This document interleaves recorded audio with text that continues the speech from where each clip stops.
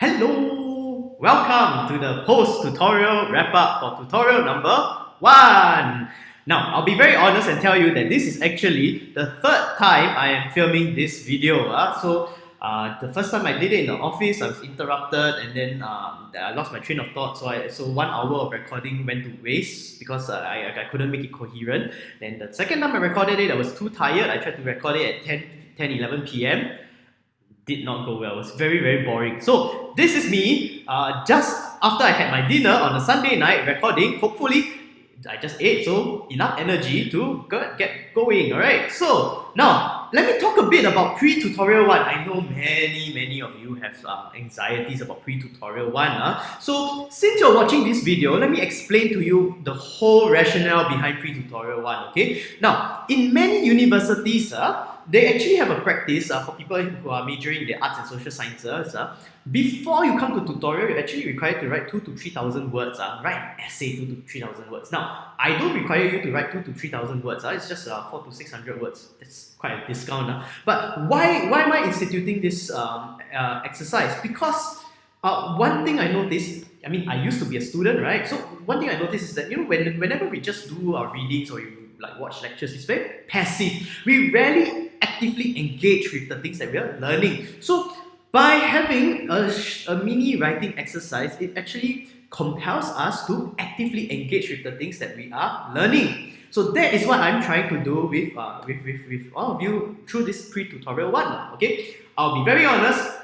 Question number 1 is just to get you to play around with Excel. Question number 2 goes a little bit more deeper than that. It's actually to get you thinking about proxy measures, because it's one thing for me to say, oh, proxy measures like that and like that. It's another thing for you to try your hand at making a proxy measure. Yeah. So this is actually a learning strategy. In fact, if you notice, this is my teaching strategy for the module. In fact, for whatever class I teach, I always use this. It's called preemptive pedagogy. So basically, as a preemptive pedagogy, I make you do something, you struggle a little bit, or at least you do it, and then certain questions come to your mind, right? Then when I tell you, or your TA tells you the answer or gives you something to think about, suddenly you appreciate better. It sinks in. You see the impact of the point that we're making. Otherwise, if you did not do the preemptive exercise, what's going to happen? I tell you, blah blah blah blah blah blah blah. You 1 year in, 1 year out. But because you do the thing, you struggle, you see the context, you appreciate. You've worked out the things in your head as you do the exercise. You learn better, you appreciate the things better when we teach it to you. That way, it sticks with you for a very, very long time. Maybe even for life, maybe, yeah? So that's the idea of pre-tutorial 1. Now, as long as you don't write rubbish, we will be very, very lenient with the grading, yeah? So, yeah, don't stress over it. Just give it your best shot. As long as we see that you're doing your very, very best, we're very happy to give you the mark, okay? I know it's the first time you're doing something like that before coming to class, before coming to tutorial, but at least, so I won't be so harsh on the grading, Just don't write rubbish, If you write rubbish, you fluff, then of course you'll be harsh, because you waste your time, you waste my time, So don't fluff, alright? Okay, enough said about pre-tutorial 1. Later I'll come back to why is there a struggle with question 2, okay? Now, in the meantime, let's talk about a couple of things. Now, the tutorial had 2 activities, right? The first one was about the buffet response team. We had this data set. Now, some of you still don't know what on earth is a buffet response team. So let me explain. There is a Telegram chat group that will tell you when there is free food on campus, on NUS. You like free food? I like free food. That's why you see, belly so big, right? So, what happens is NUS has a lot of events, a lot of catering, and so there's a lot of leftover food. And it's actually started by students many years ago. And now, every time there's leftover food, somebody, sometimes it's the organizer, sometimes it's just a student, will post it on the chat group, and then you say, hey, okay, there is free food here, and then if you happen to be around the area, you get free food lah, right? Sounds good, see, your senior teach you all these tips and tricks of living well on campus, So here's the QR code that you can scan and join the buffet response team. I'll put it here on my face. You can scan it, and then you have access to free food. Okay, now moving on. Yeah, so this tutorial the first tutorial activity is just about getting you to play around with pivot table and VLOOKUP, because I know some of you, when you learn on your own, you do struggle, and that's the point of coming to tutorial. So the warm-up discussion was to see how many of you get it, how many of you don't get it. You don't get it, then either I or my TA will come to you and will help you. That said, I know some of you are very quiet in class. It's very hard for us to know that you're struggling. So the next time you really don't know anything, just raise up your hand. I don't know anything. We're very happy to help you, okay? Now, yeah. Alright, so now let me talk a bit about one of the key things that we made you to do. You know, remember the first tutorial activity, we got you to do all the groupings, group the timing, group the venue. Why? Okay? Because you see, when you do a pivot table, what are we trying to do? We are trying to summarize the data, a bird's eye view of what is going on. Yeah.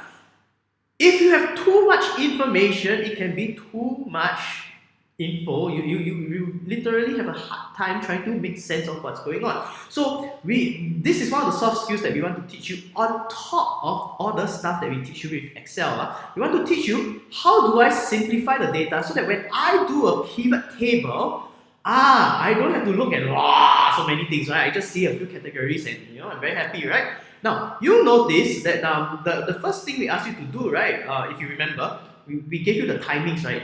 And then of course we had a very stupid way of grouping them, day and night. Day and night is so broad, right? The one day got 24 hours. Day and night is not going to tell you very much, right? You say, oh, which day and what time got the most food? Or Tuesday daytime. Right? Yeah. So that isn't very helpful. So we asked, how can we group it better? So some of you say, breakfast, lunch, dinner lah. But you think about it. Then what did some groups do? Lunchtime is from 12 p.m. to 5 p.m. Now, isn't that misleading? Because when you do something like this, you are getting Excel to count all the free food reports from 12 p.m. to 5 p.m. and put it under the rubric of lunchtime. Very misleading, correct? So that's why we say it is not as easy as it seems, right? Like, how do I do the grouping, the category, right? So we need to be more mindful of how we simplify. Simplify too much, and then it'll be like many of you complain about pre-tutorial too, right? Ghost, yes, no. Maybe the ghost is very friendly, maybe the ghost is very cute, maybe the ghost is very scary, right? But all we get is just ghost, yes, no. Same thing, you oversimplify too much, it becomes useless, right? And then if you don't simplify enough, then you still have way too much data to work with. It is hard for us to process. Okay? So that is one of the soft skills. Now, let me just touch on a couple of things, because some of you still complain and say, oh my gosh, I still don't understand this pivot table. Why? Okay, come. John teach you. John. So weird for me to call myself refer to myself in the third person. Okay, anyway, so let me show you how to do the pivot table. Okay, so let's go back to this first data set, right? Okay, so when you make a pivot table, you select everything and then you insert pivot table, right? And then the big question that many of you ask me when you come for clinic session is, how do I know what to put? Okay, so pivot table, let me explain. Here is the one-dimensional pivot table. One-dimensional means I just put on one side. So I can put let's say the day, right? The day I can put here, or I can put it over here, right? Up to you. Row, column, no difference. Okay? And then I can pull something like the serial number. Now, this is a one-dimensional pivot table because it tells me only one side will have the headings, right? So Sunday, there is 23 reports of free food. Monday, 66 reports of free food. Tuesday, 92 reports of free food. Now some of you ask, what is this counting? Why must I count? Basically, so let's go back to the spreadsheet. What it does is this, when we say count the serial number, it's going to look at all the Friday. Okay, Friday, okay, I found a Friday. Is this empty? Not empty, right? I count plus one. Monday, this is not empty, so Monday count plus one. Tuesday, not empty, right? So Tuesday count plus one. Wednesday, not empty. Wednesday count plus one. This one also, Wednesday count plus one, and so on until you get this spreadsheet, right? Now, then you can do what is called the two-dimensional pivot table. So you pull the time into the columns, and voila. Now you have on one side the days of the week, on the other side you have the the hour in which the food was reported, right? So how to read this? This is 2 reports of free food at 9 a.m. on a Sunday. This one is 22 reports of free food on Tuesday, 1300 hours, 1 p.m. Yeah. So like I say, you see this one so many numbers. This two it can be a bit too overwhelming, right? So that's why we want to simplify. Yeah. Because we don't. Do you really need that much fine-grained precision if you just want to hang around in the hopes of free food? Not really, right? So that's the point of the whole abstraction process. Okay, now let me just draw your attention to this because I have seen in tutorials some of you really don't know what to do, so you keep dragging more and more things until you get very confused, right? As a general rule, maximally a pivot table should only have one in the column, one in the row, and one in the values. Do not put anything more than that, okay? 1, 1, 1, that's the max. If you have to put 2, don't put 2. That is the rule of thumb. But of course, then some of you say, oh, but then I want to look at more things, right? So how do I introduce like a third dimension? You want to introduce the third dimension or fourth dimension, then you use the slicer function. So you see the slicer function here. That is how you do it, okay? Alright, I don't want to dwell on that too much. So let's move on to the next tutorial activity, which is tutorial activity number 2. Who's the spy? Am I a spy? Are you a spy? Got spy here? No spy here. Are you a spy? Maybe I'm a spy. Maybe you're a spy. Got spy there? I had so much fun writing the names. I hope you had fun reading out the names, okay? I know studying can be a bit boring and all that, right? So this is me, trying to make your learning fun. So every time you see the assignments or whatever, you see funny names, read it aloud, okay? Alright. Okay, now this one, okay, is meant to teach you how to apply VLOOKUP and pivot tables so that we can find the spy. This is one what you call diagnostic analytics. There's descriptive analytics and then there's diagnostic analytics. First, you must understand what is going on, descriptive. Then you can diagnose and find out what caused it to happen or why it happened. Yeah. Now, usually when people do data analysis, they usually do the descriptive stuff. Okay. But then some problems, if your skill set is higher, which is what I'm trying to teach you, you can actually take your analysis further and go and do this kind of diagnosis. So that is what I'm trying to teach you in tutorial. Yeah. All right. Now, okay. So some of you are very confused about the where do I VLOOKUP or whatever. Okay. So let me explain to you how it works. Okay. So let's look at the spreadsheet now. Rule number 1: every time you open a spreadsheet, okay, it's very important to understand what on earth is going on. I attended, I sat in and taught for I think 15 classes. Teach until no more voice. You know what I have to do? I have to go and buy P Bakao. Sorry, no commission, but this stuff is really good. It's better than the original. Hey, did you know P Bakao is so famous now in America, in New York especially, because some Hollywood actors swear by it. Now you can get P Bakao bubble tea in New York. So cool, right? I actually want to try P Bakao bubble tea. Maybe I can just go and Gong Cha and then put this into my Gong Cha. Maybe I don't know. Yeah. But anyway, so P Bakao is good for the throat. Anyway, what was I saying? Yes, I sat in for 15 classes, and one thing I noticed is a lot of students open dataset immediately, chiong VLOOKUP pivot table then you all say, I don't know what is going on, I don't understand what's going on. Of course you don't understand what is going on because you did not do the fundamental thing. What is the fundamental thing? Before you do your whatever on Excel, go and look at every spreadsheet like that. Okay, what does employee ID mean? What does the name mean? What does the contract mean? Then what does it mean when you have a row of data like this? In this case, it means that there is this person called Am I a Spy with the employee ID C212321 on a temporary contract. Okay, so this tells me about the engineers working in the grid. Alright, then grid status. What on earth is this funny thing? Date log ID. I tell you, I write the remarks here. So many of you never go and read. Hey, go and read lah. This is meant to help you, Okay, so date log ID. Don't know what it is? Okay, let's try to infer, deduce. So how do we deduce what is going on? Okay, you notice, okay, the dates are in running sequence. My date log ID is also in running sequence.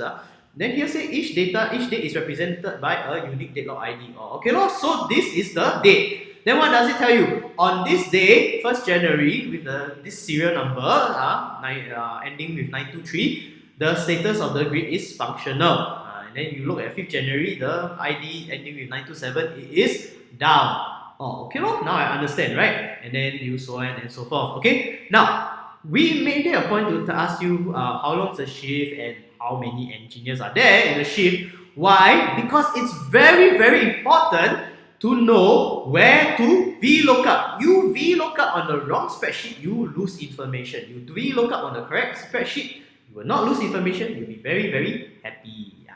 Okay, so let me explain now. Okay, first of all, let me just shortcut the process. You should use pivot table to get a bird's eye view of how many people are working.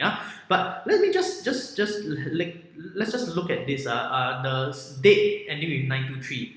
Notice the date ending with 923. I have 3 people working on this day, on this shift, right? Now you look at the grid status. Okay, you go and turn on the filter, and then we check that date ending with 923. How many times does it appear? Only once. Grid maintenance log. Again, you apply the filter, you look, and then you go see this is the 923. Okay, how many times does it appear? Again, only once. What's gonna happen if I do a VLOOKUP on like grid status? VLOOKUP. Okay, so let's say I want to pull the employee ID. Okay, so pull, okay, then 0. You notice because the date log ID only appears once, I only pull one employee over, right? This is 997.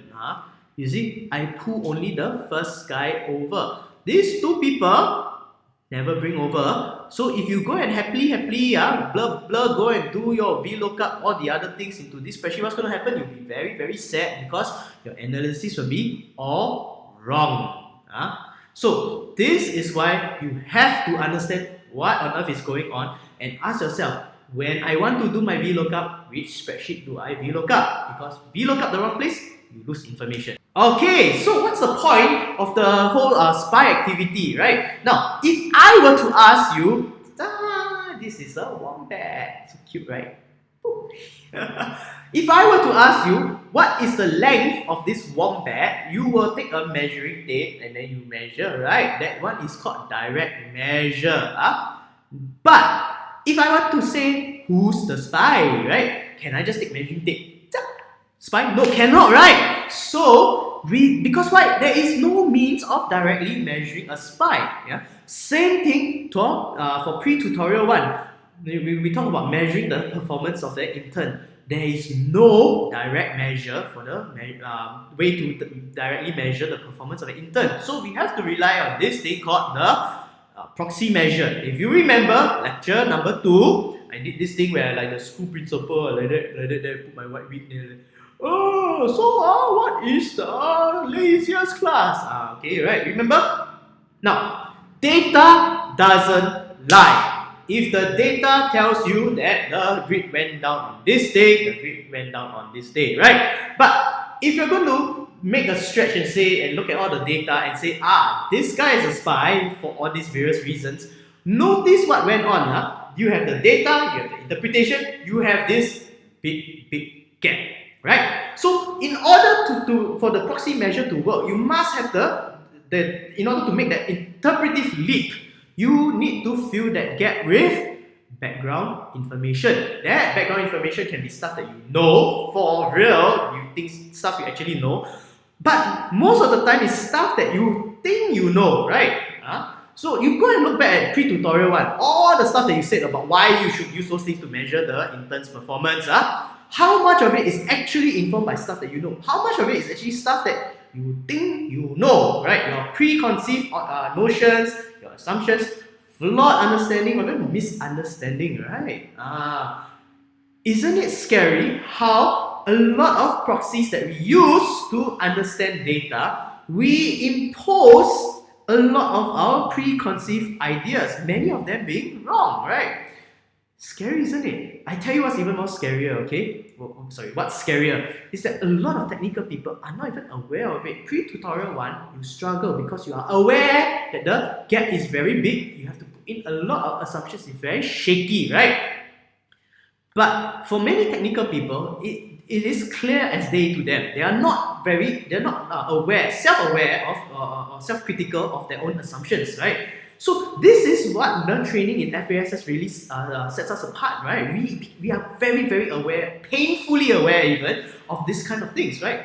Okay, so this is what I want to highlight to you, and isn't it so scary that so many proxy measures that we use in order to interpret the data is actually informed by our own preconceived ideas and misunderstandings and flawed understandings? Very scary, right? Now, the thing is this, I'm not saying all proxy measures are bad, throw them away, don't use them. No, we use them because we have no choice. Lack of data, lack of information, we have to make inferences. That's really how interpretation works, right? You have data, you have interpretation, and then you need to fill that gap in order to close to make the leap, to cross over into the realm of interpretation, to make that conclusion. Yeah.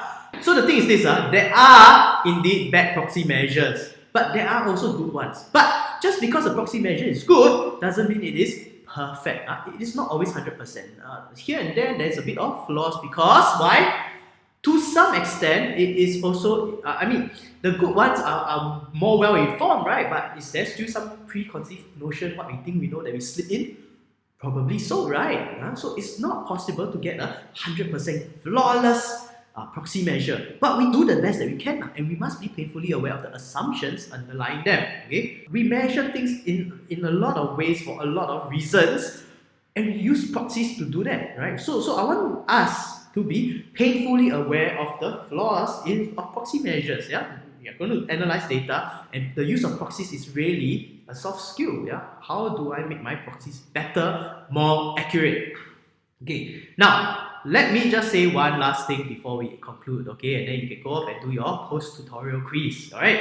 When we did the SPY activity, there was a question: how do I know what is the right answer? Because you go out to work, nobody knows what is the right answer. You don't know the right answer. Your boss can't tell you what is the right answer. We have to somehow fumble around and figure out what the right answer is in the dark, right? So how can we figure out what is? We may not know what's the right answer, but can we at least say this is a better answer or the best answer that I can find, right? So how do we do that? First of all, as a first step into this realm of figuring things out, we can always check the assumptions against our intuitions.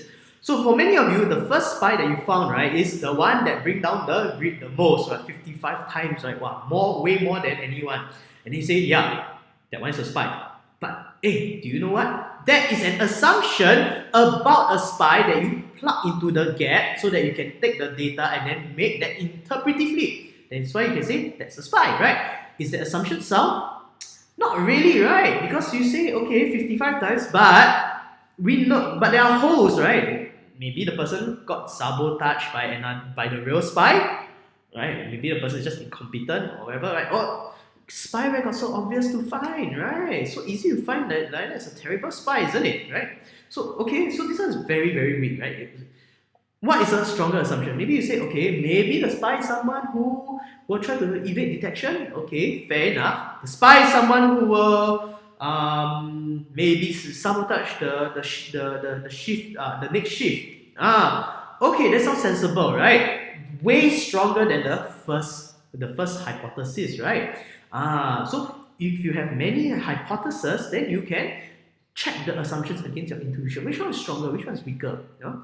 But you see, so far, every pivot table, or every time you say, this guy is a SPY, you base it on that one pivot table, right? That is one data point. One data point doesn't tell you enough, right? Like, for example, you see me with Pipakao, right?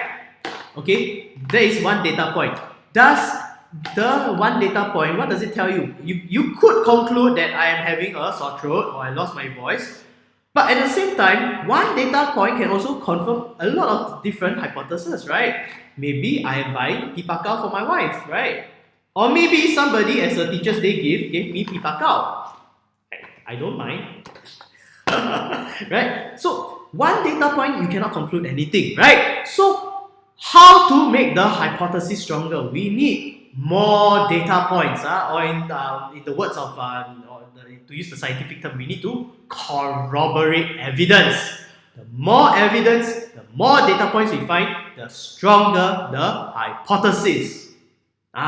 Keep that in mind because that is somehow relevant to group project 1, checkpoint 1. Okay, anyway, so if you want, you can continue doing the whole SPY activity, especially now that you learn lecture 3, all the if the if formula and the nested conditionals and all that. Do you think you can come up with a more robust hypothesis for who's the spy? I actually put in quite a few hours just to create that data set. So if you want, go ahead, knock yourself out. If you convince me that you have found a spy with a lot of data points and your assumptions are very sound, sure, I'll be very happy to give you a prize. Okay, so that's all from me for today. If you still don't know what is going on, please come and find me, okay? You can drop me a message, Telegram, email, or whatever, okay? I am very, very happy to help you because I want you to grow, learn well, and excel. Pun intended. Okay lah, I'll see you around. All the best. Bye bye.